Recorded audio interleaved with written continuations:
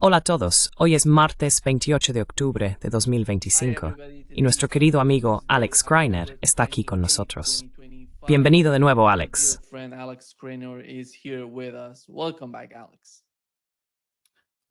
Encantado de volver a acompañarte, Nima. Saludos a todos los que nos escuchan.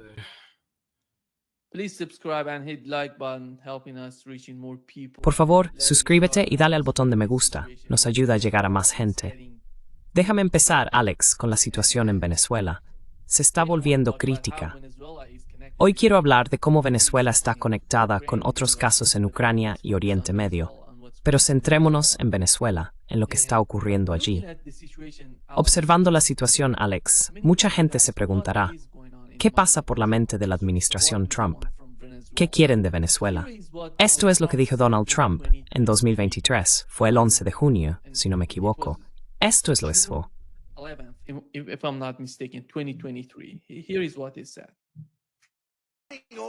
Petróleo de Venezuela. Cuando me fui, Venezuela estaba a punto de colapsar. La habríamos tomado, habríamos conseguido todo ese petróleo. Habría estado justo al lado.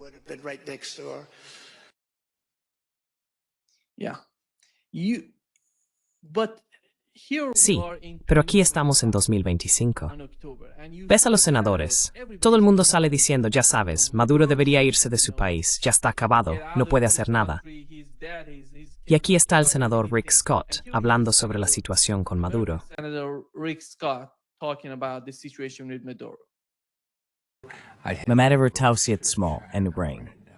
¿Por qué? Sus días están contados. Algo va a pasar, ya sea interno o externo. Creo que algo va a pasar.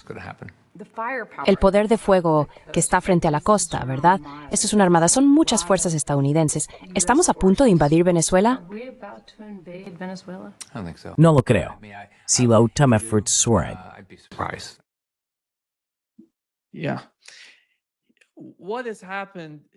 Sí, lo que ha ocurrido en cuanto a la asociación rusa con Venezuela. Ayer supimos, de repente, que Putin ratificó la asociación entre Venezuela y Rusia. Otro acontecimiento importante fue que un avión ruso, anteriormente vinculado al grupo Wagner y actualmente conocido por transportar mercenarios por África, llegó ayer a Venezuela. ¿A qué nos vamos a enfrentar en Venezuela? ¿Qué vamos a ver allí? ¿Y qué pasa con los europeos?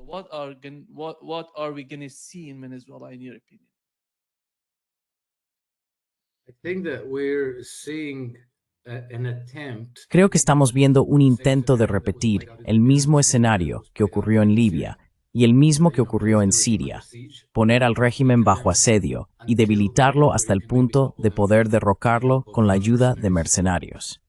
Así que creo que por razones estratégicas, los rusos quieren ayudar a Venezuela a defenderse y a que el régimen de Maduro sobreviva, porque Venezuela forma parte de la integración multipolar. Es un país muy importante y muy rico en recursos.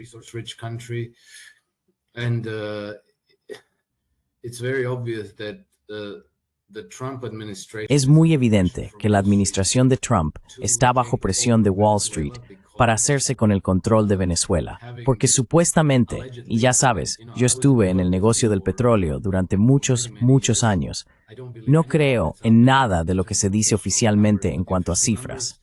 Pero las cifras oficiales dicen que Venezuela tiene unos 305 mil millones de barriles de reservas de crudo, reservas probadas. Y ese es petróleo que podrías comprar. Ya sabes, podrías negociar para comerciar y comprar ese petróleo. Pero no le sirve de nada a Wall Street comprar petróleo a Venezuela. Lo que Wall Street necesita es garantía.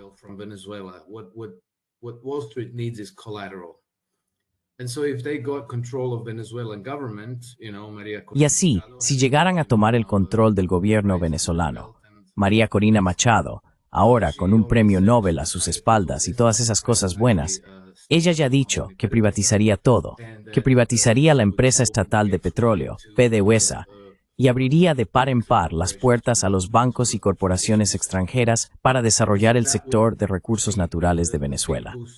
Eso supondría un gran impulso para el sistema financiero occidental, muy necesitado de garantías, porque podrían conceder grandes préstamos no solo a empresas como ExxonMobil, BP y Shell para entrar en Venezuela, y asegurarlo todo con el crudo venezolano como garantía, sino también para otorgar grandes préstamos al propio gobierno de Venezuela.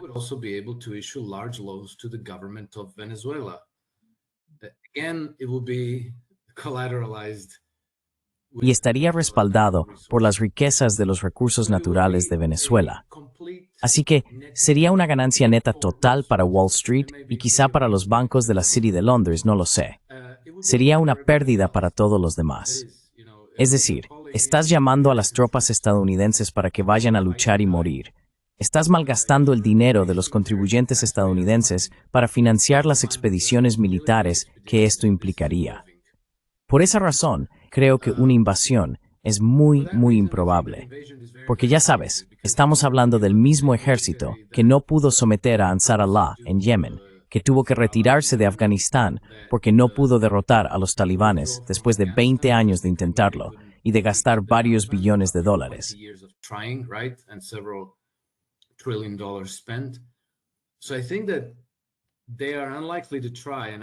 Así que creo que es poco probable que lo intenten.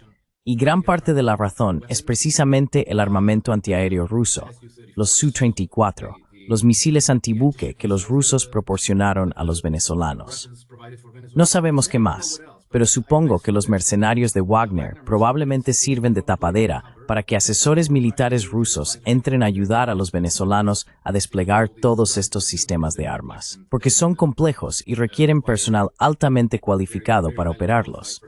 Y por eso creo que una invasión de cualquier tipo es poco probable. Sería demasiado arriesgado para Trump.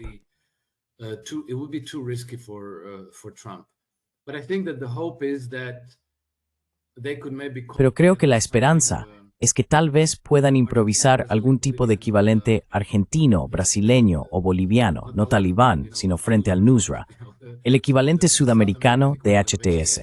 Quizá incubarlos en Argentina. Tal vez esa sea parte de la razón por la que están rescatando a Argentina y al gobierno de Milei tal como está, porque sabemos que asesores militares estadounidenses entraron en Argentina junto con algunos recursos militares. Así que quizá sea el mismo escenario que en Siria. Y creo que por eso, quizá los rusos, entre otros, enviaron al personal de Wagner para proporcionar básicamente defensa al régimen de Maduro.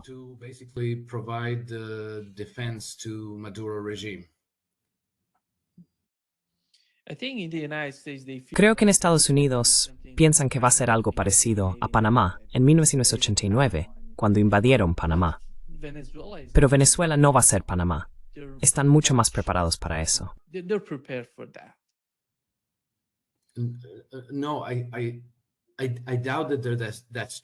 No, dudo que sean tan estúpidos, Nima.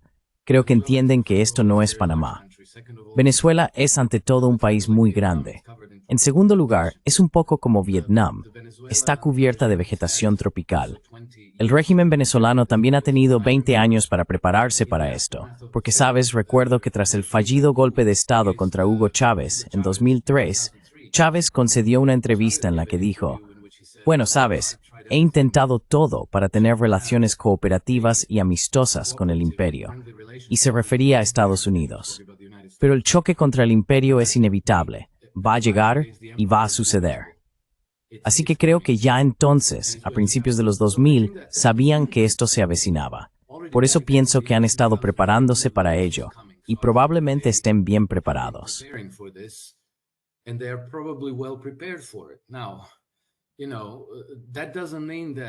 Ahora bien, eso no significa que no pudieran acabar como Bashar al-Assad o Muammar el-Gaddafi. Pero creo que va a ser muy difícil, y va a serlo porque, entre otras cosas, ya lo han intentado 3 veces. Así que el golpe de 2003, luego hubo otro en 2019, si recuerdas, cuando Richard Branson organizó aquel concierto al otro lado de la frontera en Colombia. Hicieron todo eso y fracasó. Y ahora este es el 3er intento. Creo que el régimen en Venezuela es mucho más sólido y está mucho mejor preparado de lo que ellos anticipan. Además, estar bajo ataque permite al régimen de Maduro llevar a cabo ciertos tipos de purgas para consolidar el poder, cosas que serían políticamente muy difíciles de hacer en ausencia de una amenaza así. Así que quizá, en lugar de ser la Damasco de Sudamérica, Caracas podría convertirse en la Teherán de Sudamérica. Caracas could prove to be South America's Tehran. Yeah. Alex, looking at the Treaty of Friendship and Cooperation. Alex, al observar el Tratado de Amistad y Cooperación firmado entre Rusia y Venezuela, se ve una enorme expansión en economía, seguridad, cultura, ya sabes, en todos esos aspectos. Y eso demuestra que Venezuela realmente está logrando, digamos, que la situación y el futuro del país sean totalmente diferentes a lo que eran antes, porque se unieron a los BRICS, y el futuro se va a definir dentro de los BRICS y por la participación que tengan. Sé que mantienen una relación estrecha con Teherán, y probablemente ya han recibido muchos misiles de Irán.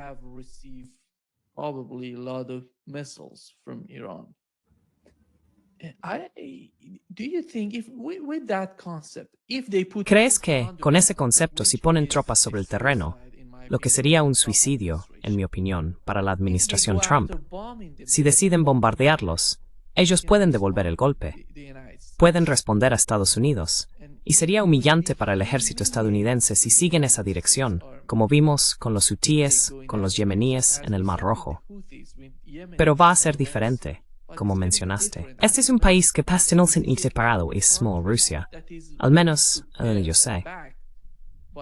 Iran and Russia, at least, to my knowledge. Yeah, I think you're correct. And I Sí, creo que tienes razón. Y también olvidé el incidente de la Bahía de Cerditos, el tercero. Así que este habría sido el cuarto intento. La Bahía de Cerditos ocurrió, creo, en 2020, si no me equivoco. En realidad organizaron un grupo de comandos para desembarcar en Venezuela y los atraparon. Fue extremadamente embarazoso. Así que eso no va a suceder, obviamente. Y coincido contigo. Hay una amplia cooperación entre Venezuela e Irán. Sabemos parte del armamento que los rusos han proporcionado, pero no sé qué armamento habrán suministrado los iraníes.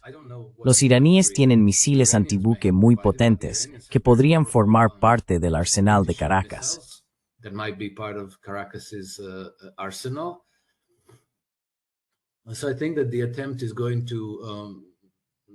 Así que creo que el intento se va a reducir a quizá tratar de enviar comandos, intentar organizar a la oposición en Venezuela. Pero creo que si hacen eso no llegarán muy lejos, al menos no con la oposición. ¿Qué fue? ¿Hace 8 años? No, menos 5 o 6 años atrás, tenían a Juan Guaidó. Y creo que en ese momento estaban en una posición mucho más fuerte con Juan Guaidó de lo que están ahora con María Corina Machado. Pero quería añadir algo, porque al revisar los contenidos en redes sociales sobre Venezuela, hay todo un grupo de personas que observan esto con una inclinación antisocialista.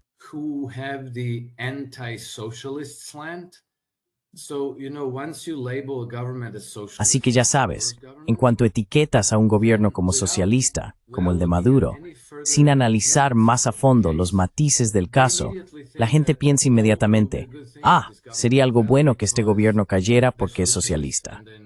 Y luego, claro, si esta laureada con el premio Nobel, María Corina Machado, llegara al poder, eso sería una mejora. Yo solía vivir en Venezuela antes de Chávez.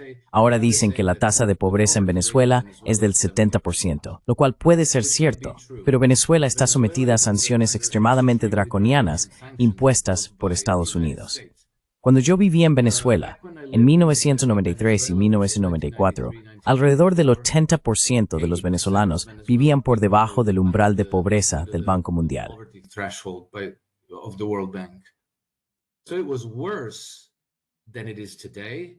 Así que era peor que hoy.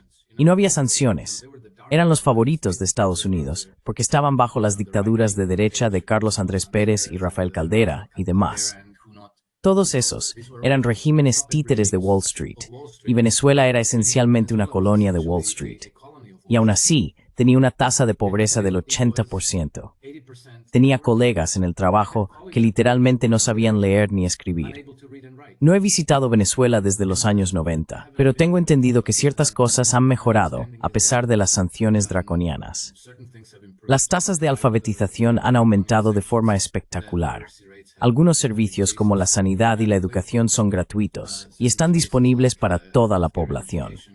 Y los mercados parecen estar razonablemente bien abastecidos, ya sabes, independientemente de la propaganda. Venezuelan supermarkets are well stocked with food. Los supermercados venezolanos están bien abastecidos de alimentos. Así que no es algo blanco o negro. La gente dice, oh, Venezuela solía ser un país tan rico antes de que llegara el socialismo. Bueno, sigue siendo un país rico. Pero la gente en Venezuela, si su tasa de pobreza es del 70% hoy, hace 30 años era del 80%. No mejoró bajo el capitalismo. Era simplemente una colonia occidental donde se extraían recursos naturales, petróleo, oro, cacao, café y cosas por el estilo. Y no se invertía nada en la sociedad civil ni en la infraestructura del país. Todo estaba privatizado. El correo, el transporte, los sistemas de agua, la recogida de basura, todo estaba privatizado. Nada funcionaba correctamente. Así que esta idea de que Venezuela se está desmoronando por culpa del socialismo no es cierta. No es correcta.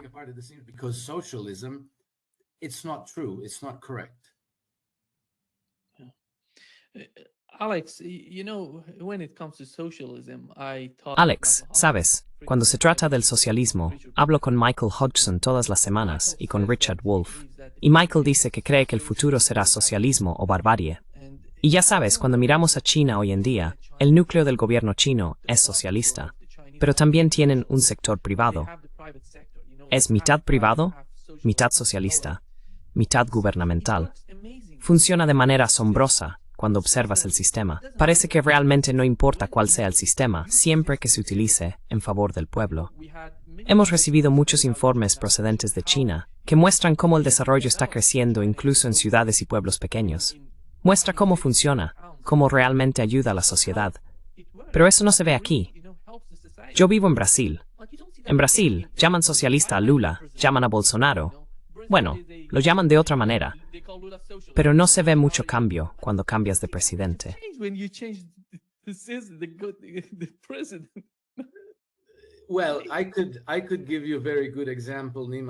Bueno, podría darte un muy buen ejemplo, Nima, porque yo crecí en el socialismo. Viví así hasta mis veintitantos años, principalmente en la antigua Yugoslavia, que era un país socialista bajo un régimen comunista de partido único. Luego, en 1991, Yugoslavia se desintegró. Croacia, que es mi país natal, se independizó. A partir de ese momento, prácticamente copiamos y pegamos todo lo que venía de Occidente. El código legal, el sistema económico, el sistema político, los sistemas comerciales, lo que quieras, educación, desarrollo de infraestructuras, todo es prácticamente igual que en Occidente. Y no hay duda, y no soy el único que lo dice, prácticamente todo el mundo está de acuerdo, en todos los países de la antigua Yugoslavia, en que la vida era mucho, mucho mejor bajo el socialismo.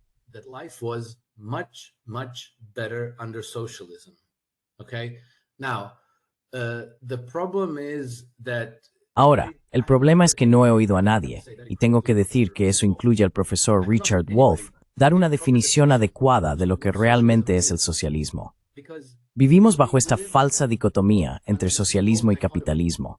Creemos que países como Estados Unidos, Reino Unido, Europa Occidental y Japón son países capitalistas, y que los países socialistas son lugares como China, Venezuela, Vietnam, Rusia, lugares así. Pero eso no es cierto. En los llamados países capitalistas, la etnia tienen una participación del gobierno acercante al 50% del PIB.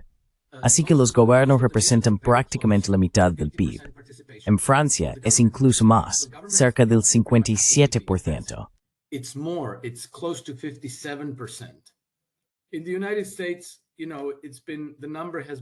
En Estados Unidos, la cifra siempre ha rondado el 30%, pero durante décadas nunca la modificaron. Sin embargo, sabemos que la participación del gobierno en el PIB sigue creciendo. En el Reino Unido está cerca del 50%. En Europa no sé exactamente cuánto es, pero también se acerca a la mitad.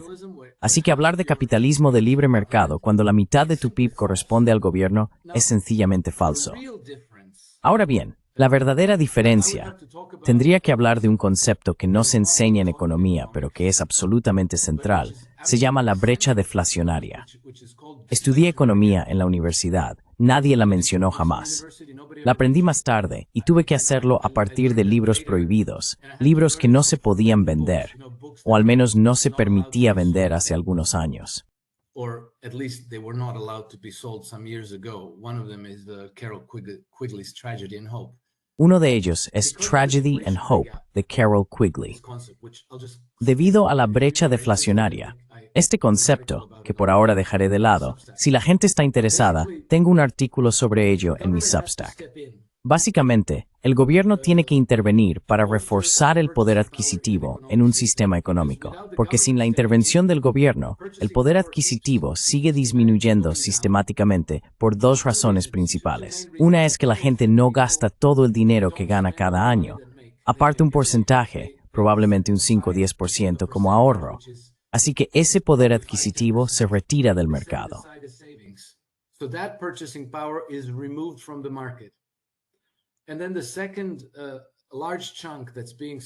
Y luego, el segundo gran bloque que se elimina sistemáticamente del mercado es el reembolso de deudas, porque el dinero entra en circulación como deuda.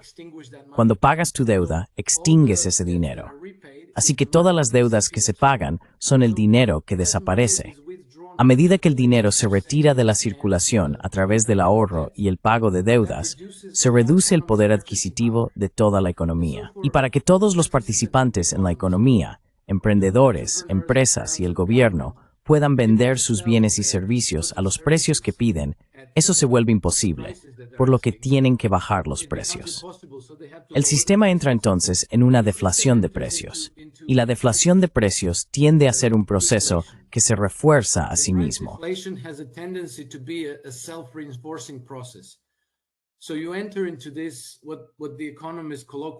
Así que entras en lo que los economistas llaman coloquialmente una espiral deflacionaria de muerte. La economía solo se estabiliza cuando alcanza un nivel de actividad propio de una depresión, es decir, una economía que básicamente produce lo estrictamente necesario, alimentos, ropa, materiales de construcción para reparar tejados y cosas por el estilo. Y eso es todo. Se estabiliza en ese nivel. Por tanto, para mantener la economía en crecimiento constante, lo cual es una especie de imperativo que todos los gobiernos persiguen sin cuestionarlo, hay que inyectar continuamente nuevo poder adquisitivo en el sistema. Recaudar y gastar no es suficiente, porque si el gobierno simplemente cobra impuestos y luego utiliza esos impuestos para gastar en la economía, no se ha creado nuevo poder adquisitivo. Simplemente se ha transferido de las personas que lo ganaron al gobierno. People who earned it to the government, but it's the same amount of money. It doesn't increase the systems, it doesn't grow the system. No aumenta el sistema, no hace crecer el sistema. Así que el gobierno tiene que endeudarse. Y por eso, si observas las deudas del gobierno estadounidense, británico, italiano, alemán, francés, japonés, todos los gobiernos que operan con este sistema monetario, sus niveles de deuda están subiendo constantemente, cada vez más. Junto con sus déficits, tienen que pedir dinero prestado, lo que significa que deben gastar más de lo que recaudan en impuestos. Así que verás que el gasto deficitario también va aumentando sin parar. Bien, por eso la participación del gobierno en la economía sigue creciendo.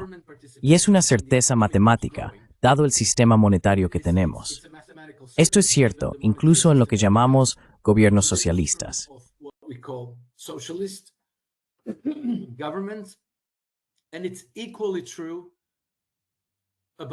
Y es igualmente cierto para lo que llamamos gobiernos capitalistas. Pero te diré cuál es la diferencia. En aquellos países que llamamos socialistas, el gasto público fluye en gran medida de abajo hacia arriba. Es decir, el gobierno gasta en programas sociales, planes de pensiones generosos, educación gratuita, sanidad gratuita, mantenimiento de infraestructuras y así sucesivamente. En los sistemas capitalistas, el gasto público suele ser de arriba hacia abajo, lo que significa que la generosidad del gobierno se distribuye entre las grandes corporaciones y los bancos. Son las grandes empresas las que reciben las ayudas y los subsidios. Y todo el mundo piensa que eso está muy bien, porque ya sabes, si General Electric recibe una subvención, si los medios públicos reciben subvenciones, eso está muy bien.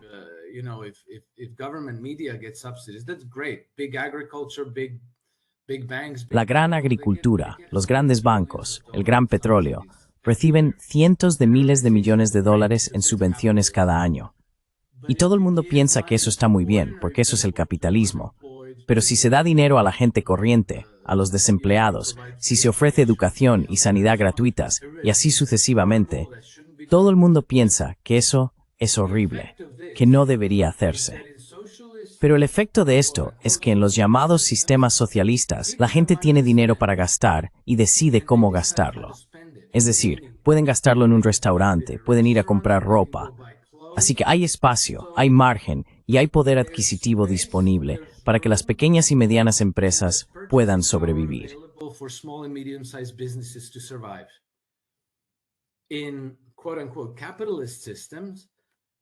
En los llamados sistemas capitalistas, el dinero va a General Electric, Lockheed Martin, Raytheon, Monsanto y empresas similares, enormes corporaciones sanitarias y demás.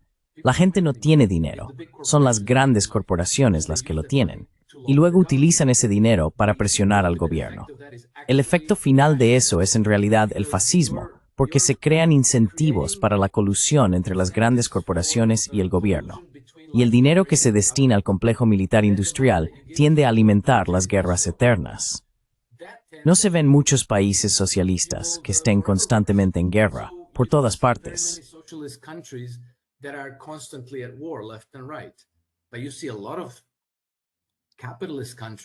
Pero se ven muchos países capitalistas que están constantemente en guerra, principalmente países como Estados Unidos, Reino Unido y Francia. Así que creo que una mejor definición de las diferencias entre lo que entendemos por socialismo y lo que entendemos por capitalismo es esencial para poder avanzar en este debate, porque en este momento casi no hay debate. Las personas que odian el capitalismo lo hacen por motivos ideológicos. Las personas que odian el socialismo también lo hacen por motivos ideológicos. Así que hay dos bandos que ni siquiera son capaces de hablar entre sí, más allá de lanzarse insultos. Y yo soy un antiguo gestor de fondos de cobertura.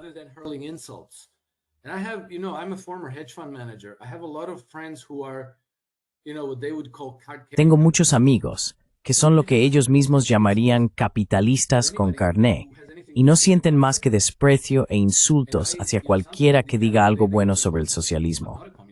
Y yo, bueno, ya sabes, a veces en esas reuniones me llaman comunista. No soy comunista. Crecí en el comunismo. Me crié y me eduqué bajo el marxismo.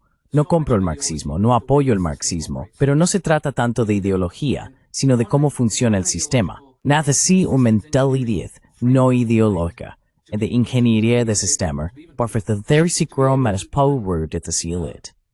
Understand what the society's problem is. Creo que sabes quién consiguió realmente que las dos partes hablaran entre sí. China. Yes, you're absolutely right. Sí, tienes toda la razón. Tienes toda la razón. Pero ya sabes, todavía no tenemos una buena comprensión.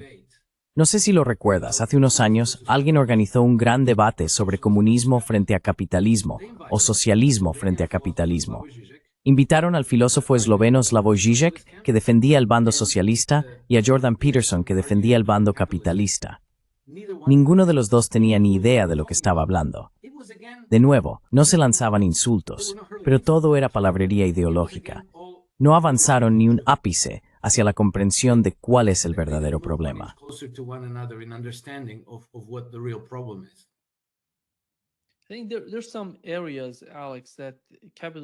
Creo que hay algunas áreas, Alex, en las que el capitalismo ha fracasado, como la sanidad, la educación y la seguridad social. Aquí en Brasil, esas áreas están bajo lo que podrías llamar control socialista. Ya sabes, la política socialista no importa quién sea el presidente, ya sea un socialista, como llaman a Lula, o un capitalista, como Bolsonaro. La política del gobierno es proteger a estas personas, porque hay gente en la sociedad que no puede proporcionarse la atención médica o la educación que necesita. Y siempre habrá partes de la sociedad que necesiten ese tipo de apoyo del gobierno. Hay que hacerlo. De lo contrario, la sociedad no va a crecer.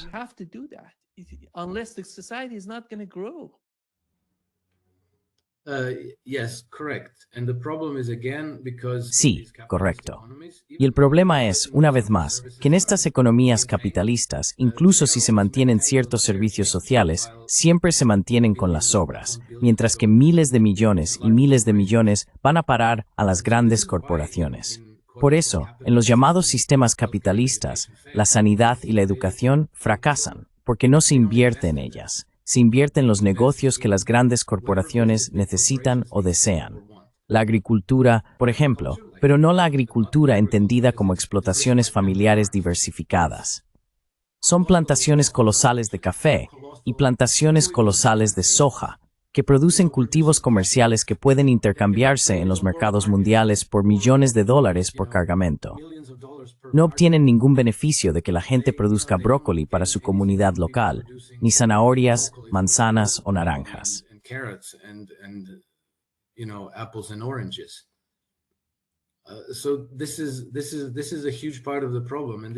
Así que esta es una gran parte del problema, y es un problema que necesita ser discutido y debatido.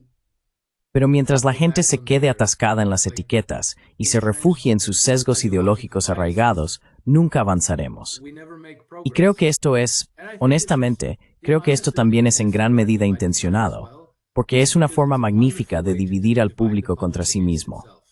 Convences a un grupo de personas de que son capitalistas o dejas que se convenzan a sí mismos de que lo son y a los otros de que son socialistas. Y luego haces que se odien entre sí, que se insulten mutuamente y que nunca, jamás profundicen. Alguien más se está beneficiando de eso. Por supuesto, sí, exactamente. Esto es increíble. Me parece increíble. Cada vez que veo a la gente peleando entre sí, socialistas y capitalistas. Sí. Y se pone muy acalorado. Pero nunca es un debate particularmente inteligente. No, simplemente odian a esa reina del bienestar, esa madre que tiene un par de hijos y recibe, no sé, $2,000 al mes para mantenerlos. Y luego se enfadan tanto porque esa persona indigna está recibiendo dinero. Pero si Lockheed Martin recibe $100,000 millones al año, eso está bien, porque son empresarios con traje que producen cosas elegantes para matar a otras personas. Eso es genial. Ya sabes, eso es el capitalismo. ¡Viva! Fantástico.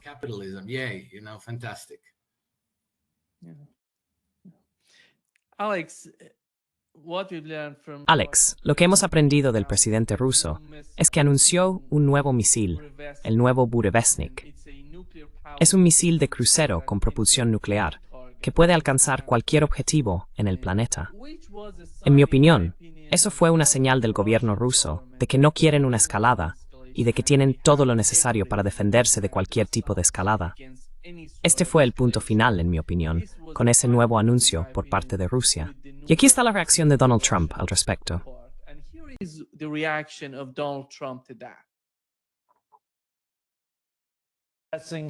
La amenaza rusa, después de que el presidente Vladimir Putin y su principal general afirmaran haber probado con éxito un misil de crucero de propulsión nuclear. No están jugando con nosotros, y nosotros tampoco estamos jugando con ellos. Probamos misiles todo el tiempo. No creo que sea apropiado que Putin diga eso, por cierto. Debería poner fin a la guerra. Una guerra que debería haber durado una semana ya va por su cuarto año. Eso es lo que debería hacer, en lugar de probar misiles.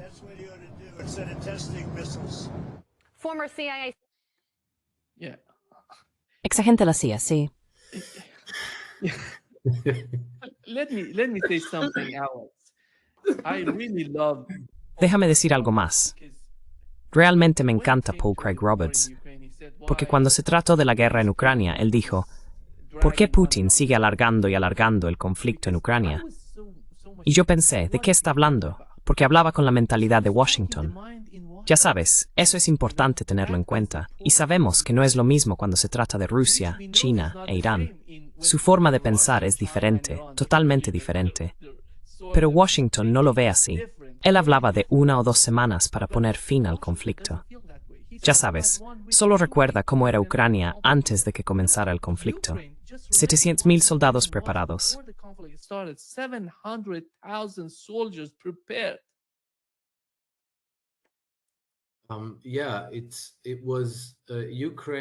Sí, Ucrania era el segundo ejército más grande de Europa después de Turquía y probablemente el mejor preparado, entrenado y fortificado del continente. Llevaban 8 años preparándose para esta guerra. Fueron armados y entrenados por fuerzas, instructores y asesores de la OTAN occidental. Recibieron una cantidad enorme de armas para luchar contra Rusia. Y Rusia realmente no quería tener esta guerra. Incluso cuando lanzaron su operación militar especial en 2022, no lo hicieron con la intención de invadir. Se posicionaron cerca de varias ciudades ucranianas, Kiev en particular, y ya sabes, 4 días después ya estaban en negociaciones con la parte ucraniana. Dijeron, comprometeos a la neutralidad, comprometeos a no uniros nunca a la OTAN, y nos retiraremos por completo. And we withdraw completely. We will even forego. Incluso renunciaremos a nuestro plan de desmilitarizar Ucrania. Nos retiraremos completamente a las posiciones anteriores a la invasión, anteriores a la OME, lo que significa que se retirarían por completo de Ucrania, incluido el Donbass. Y dijeron, negociaréis con Ucrania, con la República Popular de Lugansk y la República Popular de Donetsk, un estatus especial que les otorgue una amplia autonomía dentro de Ucrania. En cuanto a Crimea, su estatus se negociaría durante los próximos 10 a 15 años. Así que entonces no había ningún obstáculo para la paz. Esa era la intención de Rusia. Esa intención solo cambió después de que la influencia occidental descarrilara el proceso de paz a finales de marzo de 2022. Entonces Boris Johnson aterrizó sin previo aviso en Kiev y le dijo a Zelensky que no negociara.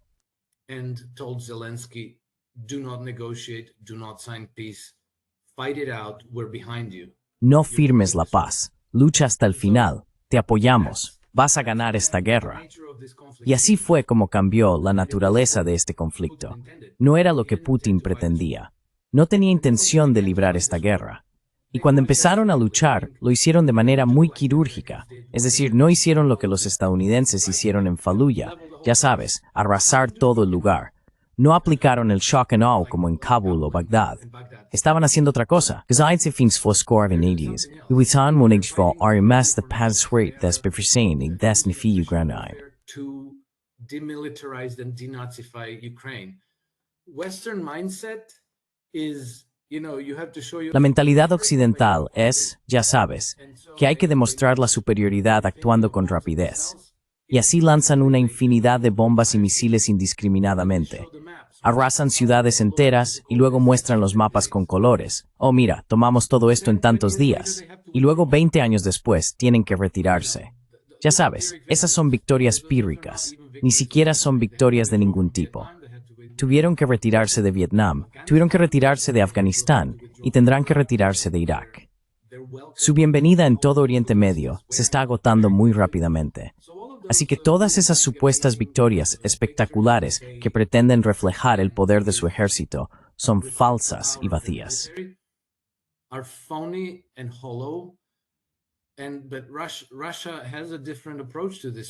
Pero Rusia tiene un enfoque diferente respecto a esta guerra. No se libra para impresionar a las audiencias occidentales. Se libra para eliminar las amenazas estratégicas a la seguridad rusa. Los rusos están centrados en eso. Creo que si la gente de la administración Trump hubiera escuchado más a personas como el coronel Douglas McGregor, quizá lo habrían entendido. Probablemente lo habrían entendido desde el primer día. Pero no lo hacen. Escuchan a esos idiotas como, oh Dios, Ben Hodges, que se ha equivocado todos los días durante los últimos 4 años y prácticamente en todo lo que ha dicho. Gente así. Y por eso, bueno, creo que no logran entender Ucrania.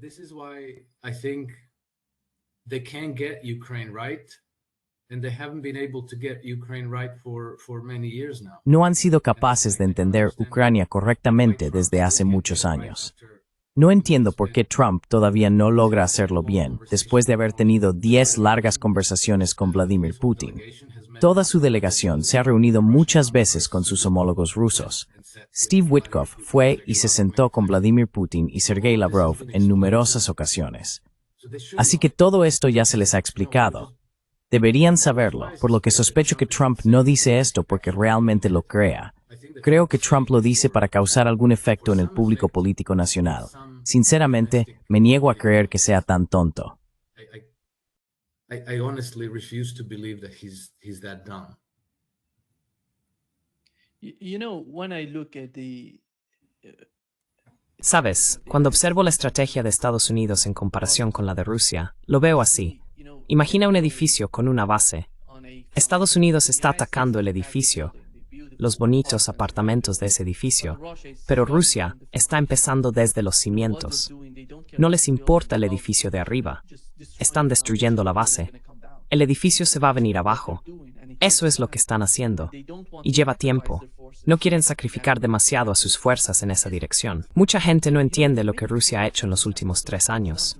Han estado luchando contra todo Occidente junto con Japón, Corea, todos juntos. Incluso cuando empezó el conflicto, India era muy tímida, China era algo reservada para hablar del tema, e Irán, igual. Pero con el paso del tiempo, estos países decidieron tomar partido.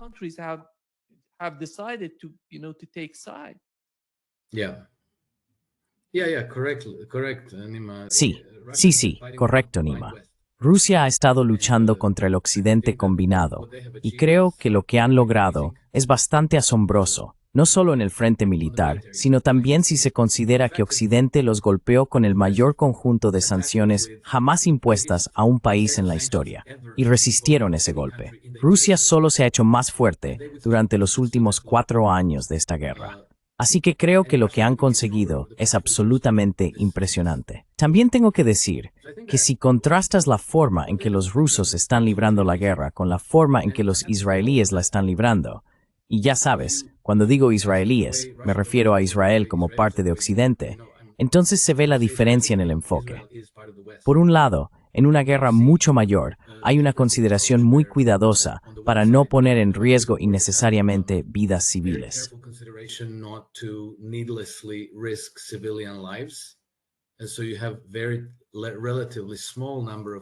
Y así, hay un número relativamente pequeño de víctimas civiles en Ucrania, frente a Israel, que absolutamente no se preocupa. Bueno, en realidad, creo que tal vez sí les importa, pero les importa en el sentido de que prefieren matar al mayor número posible de civiles. Así que, incluso desde un punto de vista ético, creo que cuando se escriba la historia de todo esto, se verá con buenos ojos la manera en que Rusia se ha comportado. Los rusos han dado una oportunidad a la paz en absolutamente cada paso del camino. Y a veces, me duele cuando escucho a alguien como Scott Horton, que es como una enciclopedia, sabe todo sobre todo lo que ocurre, pero de alguna manera sigue llegando a la conclusión de que Rusia es la agresora y que tenía otras opciones, que no tenía que atacar a Ucrania.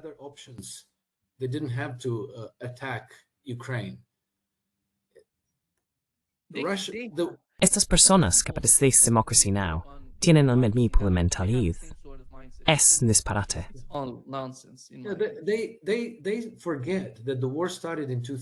Olvidan que la guerra comenzó en 2014, que Rusia se mantuvo al margen, esperando evitar la guerra durante 8 largos años, pasando por las negociaciones de Ginebra, Minsk I, Minsk II, aplicando el protocolo de Minsk al pie de la letra y sufriendo 14,000 bajas en esos 8 años.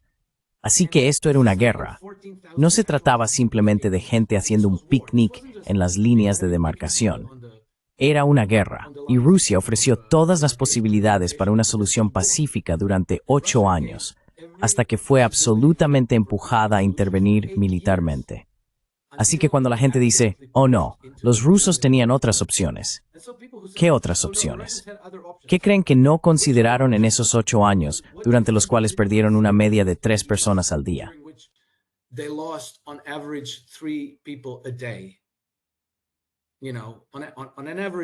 De media, 14,000 personas en 8 años, es decir, unas 3 personas al día. Entonces, ¿qué opción crees que no consideraron? Esa que tú puedes imaginar, pero ellos no. Hablaban con los franceses, los alemanes, los estadounidenses, los británicos. Se reunían conferencia tras conferencia, negociación tras negociación. Mantenían conversaciones telefónicas mensuales como parte del proceso de Minsk. Vladimir Putin con Angela Merkel, y no Macron, sino François Hollande. Hablaron de esto una vez al mes durante 8 años. ¿Qué otras opciones tenían en febrero de 2022? Me resulta difícil incluso escuchar tonterías así, especialmente de personas que realmente entienden lo que ocurrió. Yeah. Alex, we know that Sí, sí. Alex, sabemos que Donald Trump cambió de opinión después de tener una reunión en Alaska con Vladimir Putin. Luego dijo que el alto el fuego se había terminado, que no iban a hablar más de un alto el fuego porque no funcionaba. Parece que el presidente ruso lo convenció durante esa reunión de que no lo iban a aceptar. Pero después fue el Reino Unido y salió diciendo que no, que había que considerar un alto el fuego inmediato. Ahora están hablando de las principales diferencias. Ya sabes, los mismos puntos. Y ves a Starmer yendo ayer a Turquía, hablando con Erdogan. Yo decía, ¿qué está pasando? Obama aparece 3 veces en Londres, Starmer va a Turquía, y Erdogan dice que están de acuerdo con la evaluación del Reino Unido sobre la cuestión de Ucrania. Y esto es lo que dijo Matt Whitaker, que en mi opinión muestra el objetivo final de todo este movimiento. Está hablando de la situación en la que se encuentran y de la política que quieren imponer. about the situation they're in and the policy they want to implement. Lo que está ocurriendo es que nuestra expectativa es que países como Hungría, Turquía y Eslovaquia, que siguen comprando petróleo y gas rusos, elaboren un plan, y de hecho lo ejecuten, para dejar de depender del petróleo y el gas rusos. Hungría, a diferencia de muchos de sus vecinos, no ha hecho ningún plan ni ha tomado medidas concretas. Así que vamos a seguir trabajando con ellos y con sus vecinos como Croacia y otros para ayudarles a realizar esa transición. Es evidente que ese oleoducto probablemente se cerrará en los próximos años. Así que nuestros amigos en Hungría tienen mucho que planificar. Y vamos a ayudarles, como buen aliado, a elaborar esos planes y llevarlos a cabo para dejar de depender del petróleo y el gas rusos.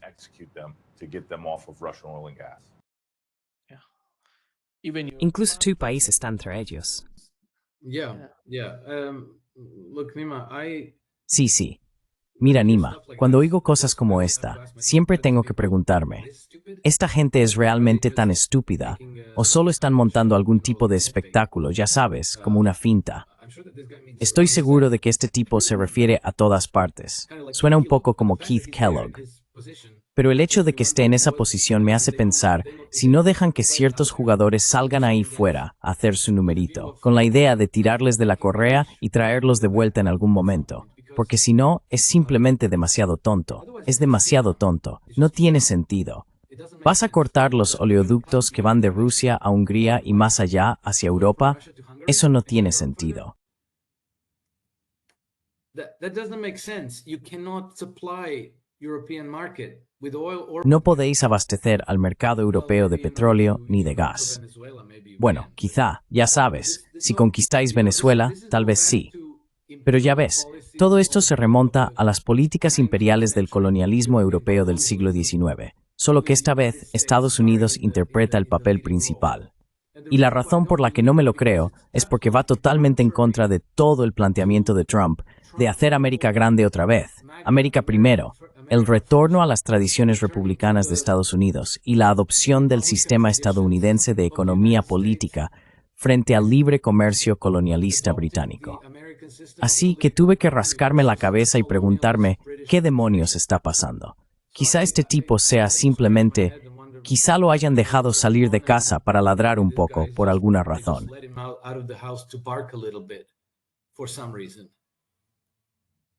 Por cierto, el tipo es el embajador de Estados Unidos ante la OTAN. Bueno, ese sería el papel, sí. Pero la OTAN no tiene ningún futuro, así que probablemente él tampoco. Sí. Muchas gracias, Alex Greiner, por acompañarnos hoy. Es un gran placer. Siempre es un placer, Nima. Gracias por invitarme. Cuídate. Adiós. Bye bye.